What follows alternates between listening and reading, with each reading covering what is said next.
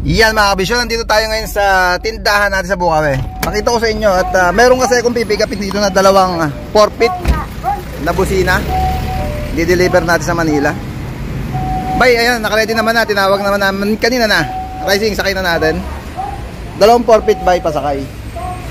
Yan. Siyempre meron tayong na tsempuhan dito sa kabisyo natin, Sir Mark. Yan. Ano pangalan ng kaibigan mo? Jun. Sir Jun, kayo yung maglalabas ng unit. Idadalhin daw sa tarima mga kabisyo at papa automatic bumper. Si Sir Mark Aguado, certified na yan. Lagi na sa tarima natin yan. Yan, yung mga gamit natin para alam nyo na yung pwesto dito. Barangay Turo mga kabisyo. Tollgate Bukawi lang to. Kung galing kayong Manila, pakita ko nga para dun sa mga gustong bumili na accessories dito sa atin sa Team Kabisyo, Bukawi branch. Pag galing kayo Manila mga kabisyo, ahon lang kayo sa tollgate, kakanan kayo papunta dito. Wala pang siguro mga 200 meters lang to mula tollgate. Pag galing naman kayo north, ahon kayo tollgate Bukawi, kaliwa lang kayo papunta na dito. Makita nyo to, katabi ng Shell gas station. Yan, syempre ito na yung mga makikita nyo dito, yung mga toolbox. Yun ang bubungod sa inyo dito. Yung medium natin pang elf, 10-wheeler, yung pinakamalaki nating toolbox. Rim cover, pan single tire, pwede rin tayo magkabit nito. Single tire ito. Pagka single kasi mga 4 na pirasong ganyan kinakabit natin. Pan double tire na 6 stud, 17.5, 5 stud, rim 16. Busina natin Jet Inoue, whistle horn. Yan, meron din tayong whistle horn. At kami paluwas, magdi-deliver kami. Basuri syempre. May basuri dito, fire horn, back horn, tala, taillight. Yan, na-yung binder nga pala kailangan natin. Kung nakita nyo yung post ko nung isang gabi, si Hijacker to the rescue mga kabisyo. Nagsakay tayo ng close band, kaya kailangan natin ng mga binder. Kukuha rin tayo binder.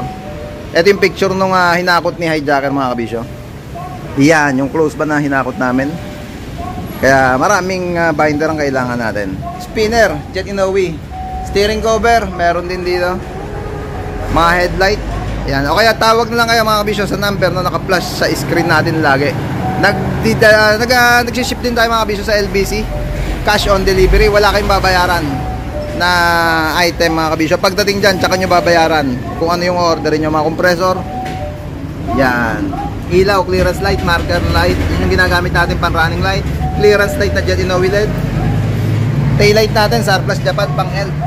Dalawa ba yung kaparis nyan? Ngayon sa loob. Ito mga surplus po to, no?